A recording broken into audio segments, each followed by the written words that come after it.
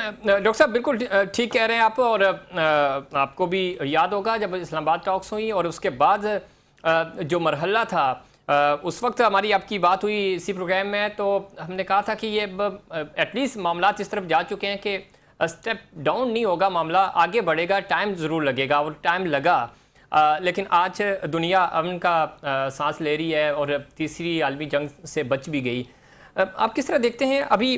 ज़रा ये अपने आखिरी मराहल में है तमाम चीज़ें। जिस तरह वो इज़राइल और अमेरिका जिन्होंने इस जंग का आगाज़ किया था, वो ईरान की इस पूरी सकाफ़त को ख़त्म करने आए थे, पत्थर के ज़माने में धकेलने के लिए एक मोटिव लेकर आए थे। वो समझते थे कि ये कोई 24 आवर्स या 48 आवर्स की गेम है। लेकिन फिर दुनिया ने देखा कि क्या हुआ उनके साथ।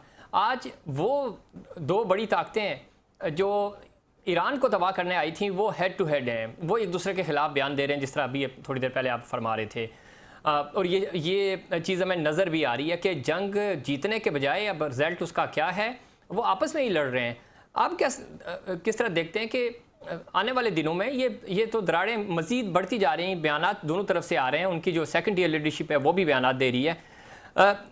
खित्ते का अमन बहुत ज़रूरी है इस मशरिक़ वस्ता का। फिर जिस तरह वो छोटी छोटी टारगेट्स और इज़राइल का जो मकसद है, जो नज़रिया है, वो हमें पता है कि उसका टारगेट सिर्फ ईरान नहीं है। वो ये चाहता है कि इस पूरे खित्ते के ऊपर अपना अजारादारी कायम करे। तो आप समझते हैं आने वाले दिनों में वो किस तरह के मज़ीद इक़दाम करेगा, कोशिश करेगा?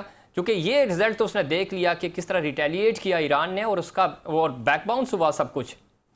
डॉक्टर साहब देखें, ये बड़ी बदकिस्मती की बात है कि इजराइल की जो स्ट्रेटेजिक थिंकिंग है वो बड़ी अलार्मिंग है, क्योंकि इस वक्त अक्टूबर में इजराइल के अंदर इलेक्शंस होने हैं और जितने भी कैंडिडेट्स हैं, जितने भी ख्वाहिशमंद हैं इलेक्शन लड़ने के हवाले से, वो सब जंग की बातें कर रहे हैं।